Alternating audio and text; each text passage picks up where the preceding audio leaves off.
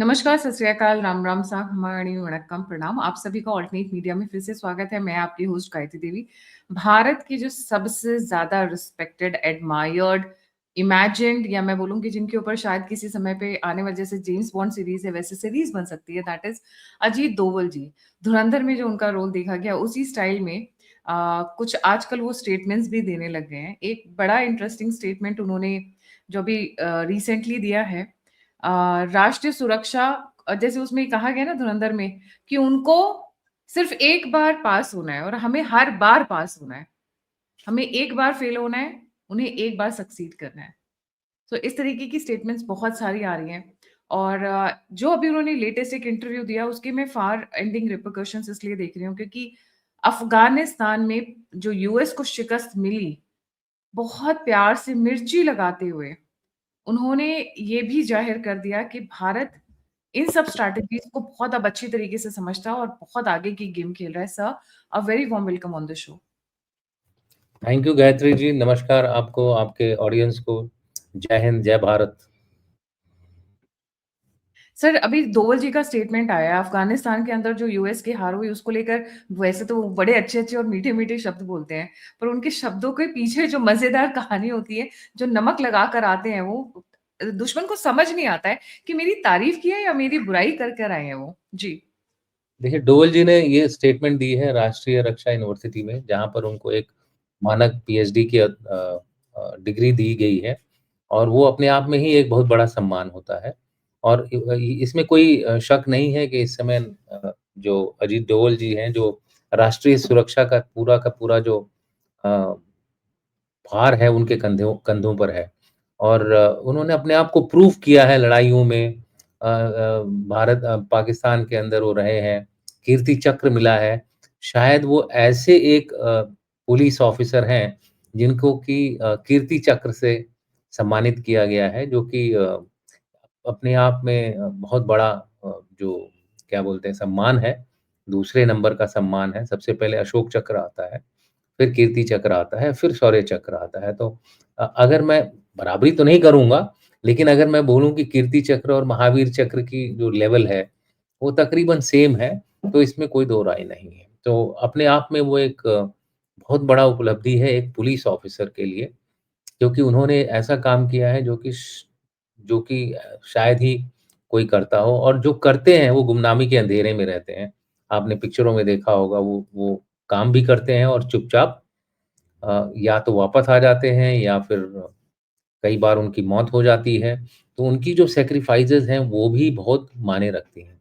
जहाँ तक डोवल साहब का जो स्टेटमेंट है कि राष्ट्रीय सुरक्षा जो है, वो सिर्फ़ एक आर्मी का या आर्म्ड फोर्सेस की रिस्पॉन्सिबिलिटी नहीं, बल्कि पूरे देश की रिस्पॉन्सिबिलिटी है। बिल्कुल सही बोला है इन्होंने, और इस बात को सबसे ज़्यादा अगर कोई समझ सकता है, तो वो फ़ौजी समझ सकता है।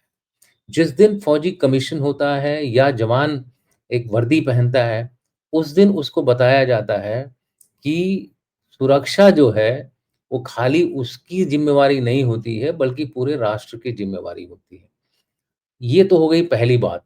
दूसरी बात, इस बात को प्रचलित नहीं किया जाता था, और डोल साहब ने इस बात को एक एक एक पूरे देश के सामने बोला है, जिसके लिए उनको सराहना करनी पड़ेगी। अब इसकी ज़रूरत क्यों पड़ी डोल साहब को, इस तरह से बोलने के लिए? इसकी ज़रूरत इसलिए पड़ी है क्योंकि आज की जो लड़ाई है, वो और भी विशाल हो गई है, और भी उसका फैलाव बढ़ गया है।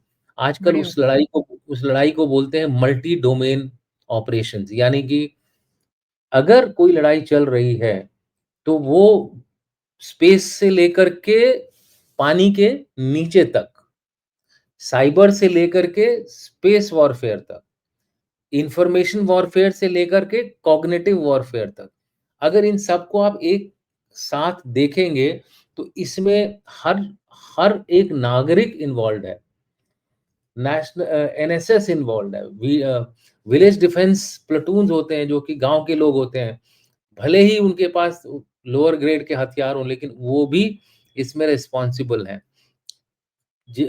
सिविल डिफेंस, वो भी रिस्पॉन्सिबल हैं। आप और हम ये प्रोग्राम कर रहे हैं, आप इज़राइल में जाके देखिए जब इस तरह का हम प्रोग्राम करते हैं उनके साथ, तो वो बोलते हैं कि अगर सायरन बजा तो हम नज़दीक वाले अपना शेल्टर है वहाँ जाके रहेंगे और उस शेल्टर को फ़ौज नहीं बनाती है, उस शेल्टर हम को नागरिक बनाते हैं या फिर कुछ ऐसे स्पेसेस ईयरमार्क्ड होती हैं जैसे मेट्रो स्टेशंस के नीचे, बेसमेंट्स के नीचे, कई हार्डन्ड शेल्टर बनाए जाते हैं। हमारे बॉर्डर के इलाके में हम लोगों ने सिविलियंस के लिए सिविल गवर्नमेंट बनाती है कि अगर गोलाबारी होती है, आप देखती हैं जम्मू कश्मीर में दिन-रात गोलाबारी होती है, तो अगर हम इनकी प्रोटेक्शन ये लोग अपनी नहीं करेंगे, अपने घरों के अंदर ही देखेंगे तो ये लोग बेसमेंट बना देते हैं। राइट। और पहले इसको ये आतंकी आतंकी छुपते थे यहाँ जाके, अब खुद को भी छुपना पड़ जाता है क्योंकि भाई आप मर के देश का भला नहीं कर सकते हो। ये मेरा पुराना स्टेटमेंट है। मर के कोई अपने देश का भला नहीं करता है। मार के आना है, मर के क्यों आना है सर? जब तक आप अपने दुश्मन को मारेंगे नहीं, तब तक तब तक वो जीत नहीं हासिल होगी। तो इसके बाद जो उन्होंने दूसरी स्टेटमेंट दी है कि भाई लड़ाई में कोई रनर अप नहीं होता, कोई सिल्वर मेडल नहीं होता। लड़ाई में या तो हार होती है या तो फिर जीत होती है। और इसीलिए ये भी जो स्टेटमेंट है, जिस दिन मैं आईएमए जॉइन किया था, उस दिन मुझे बताया गया था, there are no runners up in war. ये स्टेटमेंट हमारे को पहले दिन बोली जाती है। Cadet so and so, there are no runners up in war. Either you either win or either you are a winner or you are a loser. And you can not blame, आप इसको blame नहीं कर सकते किसी के ऊपर कि मैं इस वजह से हारा या उस वजह से हारा। एक सिपाही का ये कर्तव्य होता है कि अपने आप को काबिल बनाए, अपने लिए जो इक्विपमेंट चाहिए, टेक्नोलॉजी चाहिए, उसको पीस टाइम में ट्रेनिंग जो चाहिए, उसकी पूरी तैयारी करे। लेकिन अगर लड़ाई हो गई, तो जो है उसके पास, वो उसी से लड़ेगा और सक्सेसफुली लड़ेगा। वो बोलते हैं ना कि लड़ाई में जो दूसरा फ्रेज़ हमको दिया जाता है या दूसरा मुहावरा दिया जाता है, शायद एक दिन डोल साहब वो भी बोलेंगे और इस प्रोग्राम को अगर उनको कोई पहुँचाएगा तो शायद वो बोल देंगे। दूसरा जो हमको बात बताई जाती है, everything is fair in love and war. यानी कि लड़ा लड़ाई और प्यार में सब कुछ जायज़ है। अगर आपको अपने प्यार को हासिल करना है, उसके लिए उँगली टेढ़ी करनी पड़ी तो उँगली टेढ़ी करेगा। अगर आपको जीत हासिल करनी है तो उसके लिए अगर मुझे ग्रे ज़ोन करना है, मुझे कोवर्ट ऑपरेशन करना है, मुझे स्पाइस भेजने हैं या मुझे कोई भी तरीका है, किसी भी तरीके से मैं जीत हासिल करके रहूँगा। सो दैट इज़ व्हाई वो जो दूसरा फ़ेज़ हमको बताया जाता है कि जब पार्टनर लड़ाई के लिए जा रहे हो, तो आप पीछे मुड़ के नहीं आओगे। या तो सीने पे गोली खाओगे या फिर दुश्मन को गोली मारोगे। तो पहले मेरा इसमें उसूल है म जो मैं जब जब जब से मैं फ़ौज में हूँ, चाहे मैं कंपनी कमांडर था, बटालियन कमांडर था, ब्रिगेड कमांडर था, कोर कमांडर था, मैं हर लेवल पर कमांड कर चुका हूँ। मेरा सबसे पहला ओपनिंग सेंटेंस अपने कमांड के लिए यही होता था, मार के आना है। इस जिद्दोजहद में अगर हमारी जान चली जाती है, तो वो भारत माता के लिए कुर्बानी है। सो ये जी, हमारा उसूल होता है और इस उसूल को हम लोग अब जो है और व्यापक तरीके से हमको देखने की ज़रूरत है। अब आप देखिए, लड़ाई में डेप्थ खत्म हो गई है। आप समझ रही हैं? लड़ाई अब फ्रंट लाइन नहीं है, अब फ्रंट लाइन पूरा का पूरा देश है फ्रंट लाइन। कौन-सा मिसाइल कौन से इंफ्रास्ट्रक्चर के पास गिरेगा, आप कह नहीं सकते हैं।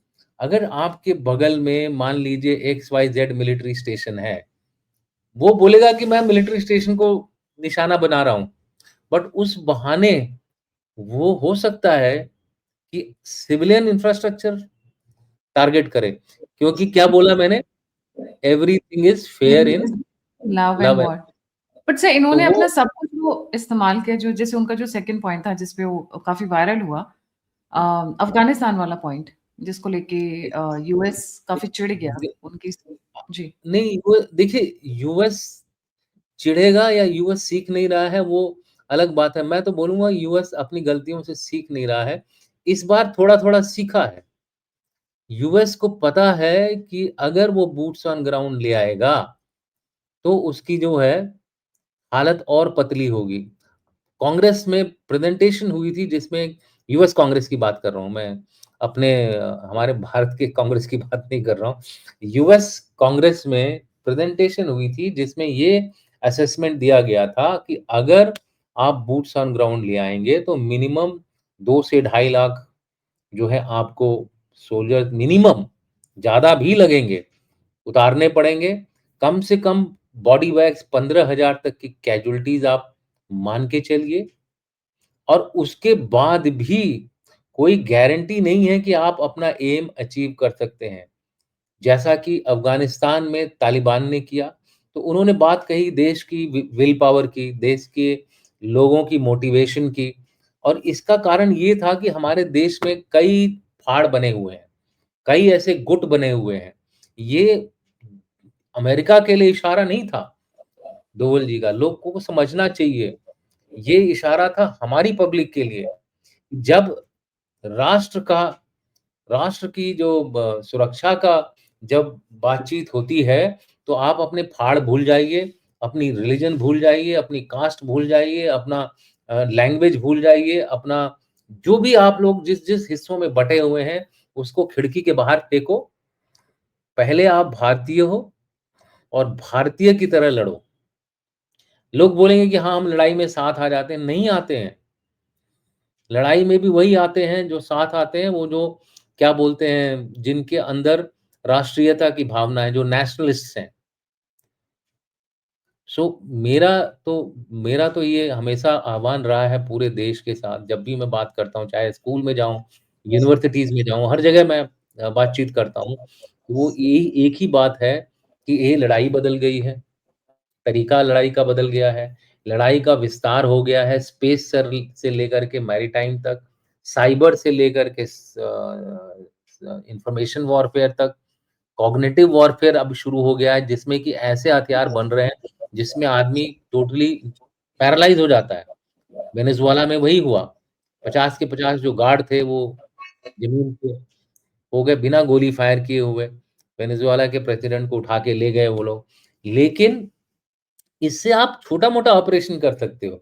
जब एक लंबी लड़ाई लड़नी होती है, तब एक एक देश की जो वो होती है ना स्पिरिट, एक देश का जो जज़्बा होता है जिसको बोलते हैं, देश का जो मोटिवेशन होता है जिसकी बात डोवल जी ने करी है, वो उसको बढ़ाना बहुत ज़रूरी होता है। मैं कहता हूँ मैं मेरा ये मानना है कि सर उन्होंने आप एक उन्होंने ये इन सब चीज़ों को एक बार फिर बोल करके एक सेंटर स्टेज में ले आए हैं, अपने देश को एकजुट करने की एक मुहिम आप समझ लीजिए, उस तरह का कुछ काम उन्होंने किया है।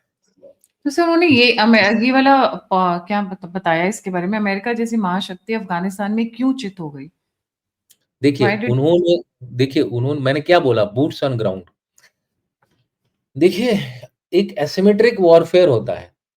एसिमेट्रिक वॉरफेयर का मतलब होता है जब एक साइड के पास हाई टेक्नोलॉजी होती है, दूसरी साइड के पास टेक्नोलॉजी नहीं होती है, लेकिन उसके आदमी जो हैं, बहुत ही बढ़िया माहिर हैं गुरिल्ला लड़ाई में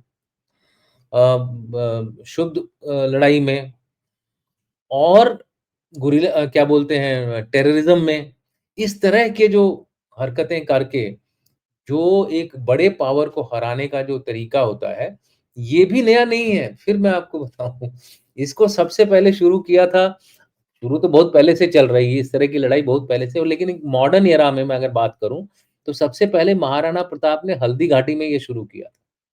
और अकबर की फ़ौज जो थी, वो कभी भी महाराणा प्रताप को अपने नीचे झुका नहीं पाई। मुगल्स की जितनी कॉनवॉय जाती थी गुजरात, दिल्ली से, सबको वो लूटते थे और सबसे फिर बाद में टैक्स कलेक्शन कराते थे। उसी तरह से शिवाजी महाराज ने तो इस लड़ाई में एकदम महारत हासिल कर ली थी। चाहे वो धोखे से किसी को मारना हो, जेल से निकल के चुपचाप अपने बेटे के साथ जेल से बाहर जाना हो, गायों के सींग पर आग लगा करके ऐसा प्रदर्शन करना कि फौज जो है दूसरे शिवाजी की फौज दूसरे रास्ते से आ रही है और इन्होंने एक दूसरे रास्ते अपने अंधेरे में दूसरे रास्ते से हमला किया, पूरा का पूरा मुगल फौज जो है ढेर हो गई। या फिर कोंडाना का किला हो जहाँ पे उन्होंने गोह जो होती है, एक जानवर होता है, उसके उसका उसका जो पंजे होते हैं एकदम वैक्यूम जैसे होते हैं। जहाँ वो दीवार पे चिपक गया तो फिर वो नीचे नहीं गिरता। बड़े-बड़े गोह इकट्ठा करी इन्होंने और सिंगड़, आजकल जो फोर्ट का नाम सिंगड़ है, पहले उसको कोंडाना बोलते थे। पूना के पास है ये। और एनडीए में जो जाते हैं उनका एक मैं कहूँगा उनकी एक वहाँ पे ट्रेनिंग होती है और ट्रेनिंग जायज़ वाली ट्रेनिंग नहीं होती है।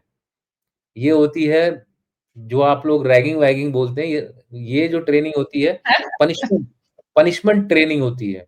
उनको oh my God! 20-20 kilo, 25-25 kilo का वेट दे करके इनको ऊपर भेजा जाता है, फिर नीचे आते हैं। तो एक फौजी को तैयार करने के लिए वो सिंगड़ फोर्ट का इस्तेमाल किया जाता है पनिशमेंट के तौर पे। अगर उन्होंने कोई गलती कर दी एकेडमी में, तो उनको वो हुँ, पनिशमेंट मिलती है।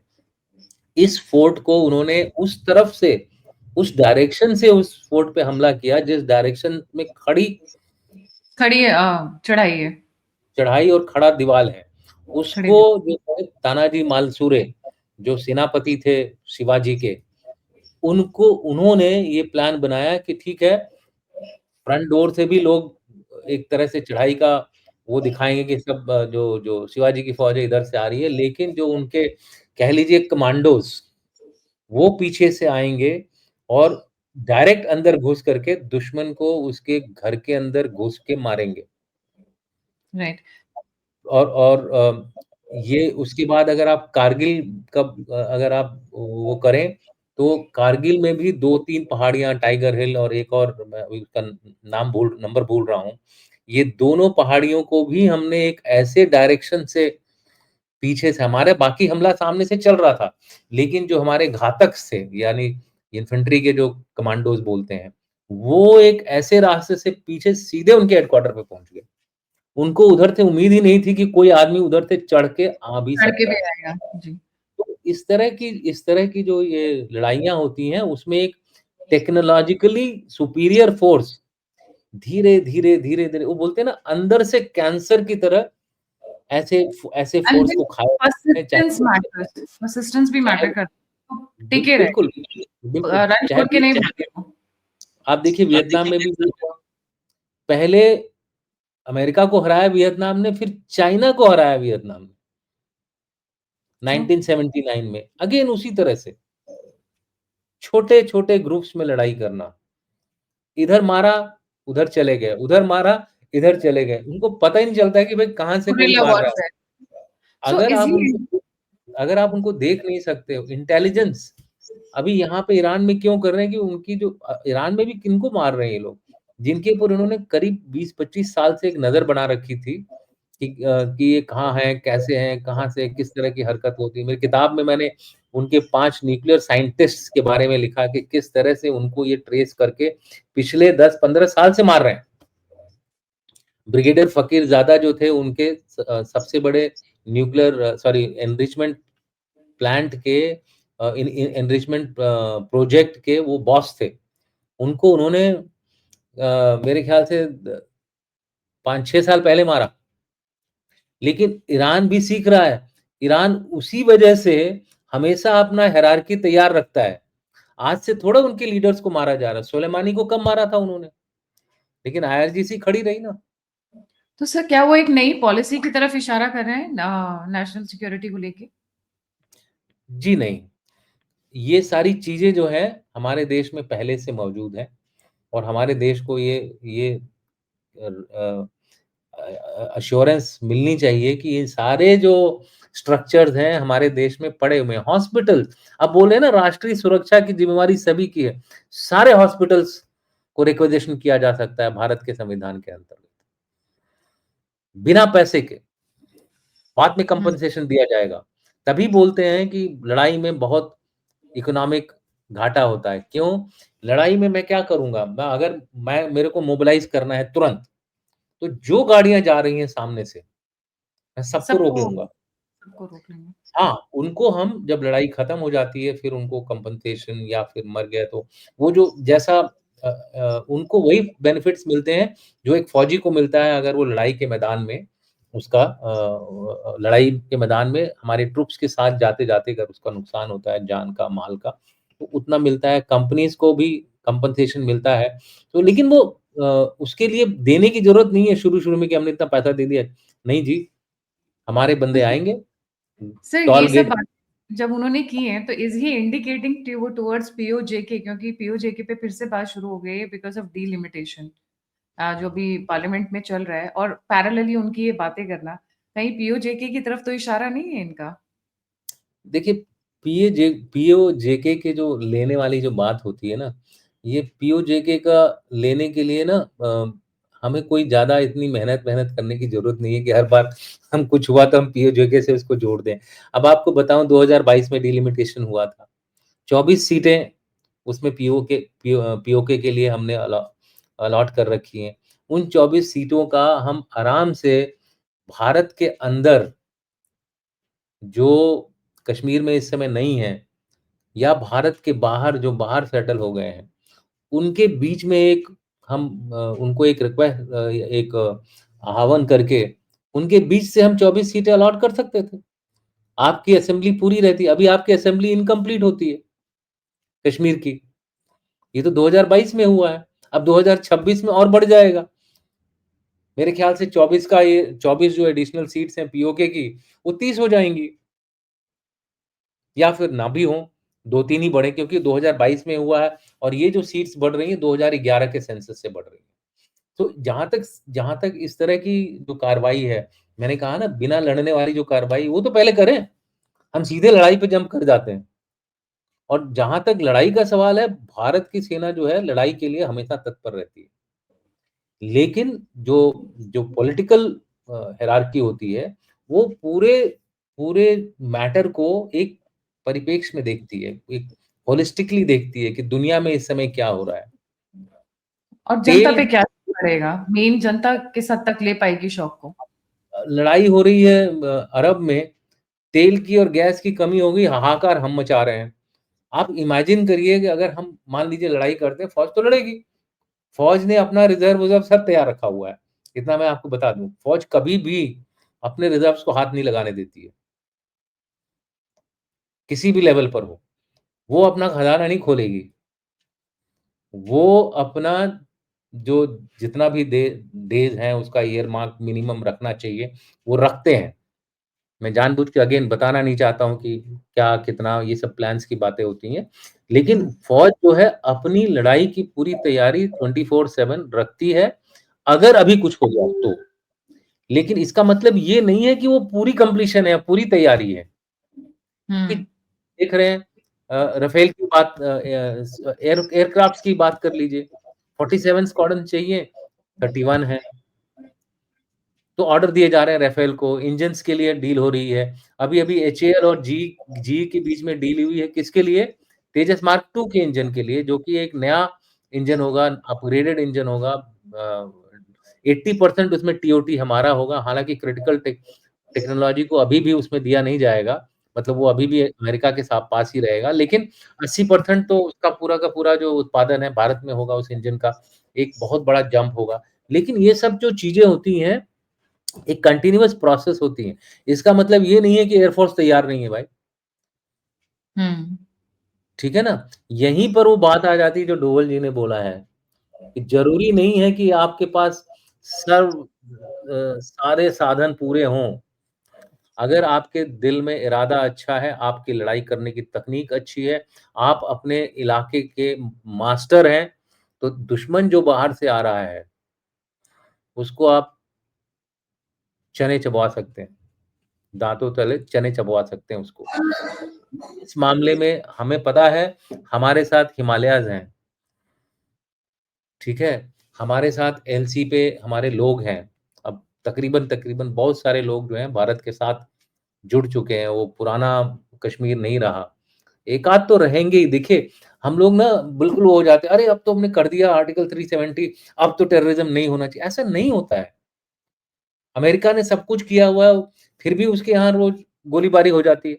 चाहे वो टेररिस्ट करें, चाहे आतंकी करें, कब वो क्राइम वाला बंदा टेररिस्ट बन जाए आपको क्या पता? ये सारी चीज़ें हमको अपने स्ट्राइड में लेना चाहिए, यानी कि we should take all these things in our stride, work for national unity और नेशनल सिक्योरिटी। और ये सबको करना है, होल ऑफ नेशन अप्रोच खाली बोलने से नहीं होगा। राइट। जी। कल को लड़ाई शुरू हो जाती है, तो आप सबसे पहले अपने घर के सारे जो खिड़कियाँ हैं ना, उनको काला करिए। चाहे पेंट लगाना है तो पेंट लगाइए, कार्बन पेपर लगाना है तो कार्बन पेपर लगाइए। मैं 5 साल का बच्चा था पूना में, तब से मुझे मेरा एक्सपीरियंस है 71 की लड़ाई का। हम पूना में थे, वहाँ पर भी हम लोग अपने घरों को इस तरह से ब्लैकआउट करते थे और बाहर जाके एक मोर्चा खोद देते थे, ताकि अगर जैसे ही सायरन सुने तो हम मोर्चे के अंदर घुस जाएँ। खुद खुद मोर्चा खोदते थे। आज के जी। ज़माने में तो सारा कुछ अर्बनाइज़ हो गया, तो मोर्चा कहाँ खोदोगे? सारे जगह जी। सीमेंट हो गया है। तो अब जी। हमको नए तरीके से उसको प्लानिंग करनी पड़ेगी। इसीलिए बोल रहे हैं कि राष्ट्रीय सुरक्षा सबकी ज़िम्मेवारी है। जी। Thank you so much sir for joining. जाने से पहले सभी व्यूअर्स से रिक्वेस्ट है, please don't forget to like, subscribe and share the alternate media. अगर आप मुझसे जुड़ना चाहते हैं तो सभी लिंक्स डिस्क्रिप्शन बॉक्स में। आप मेरी मदद या सहायता करना चाहते हैं तो दिए हुए नंबर और यूपीआई पे आप मुझे कंट्रीब्यूट कर सकते हैं। इसी के साथ जय हिंद, जय श्री राम, हर हर महादेव। जय हिंद, जय श्री राम, जय भारत।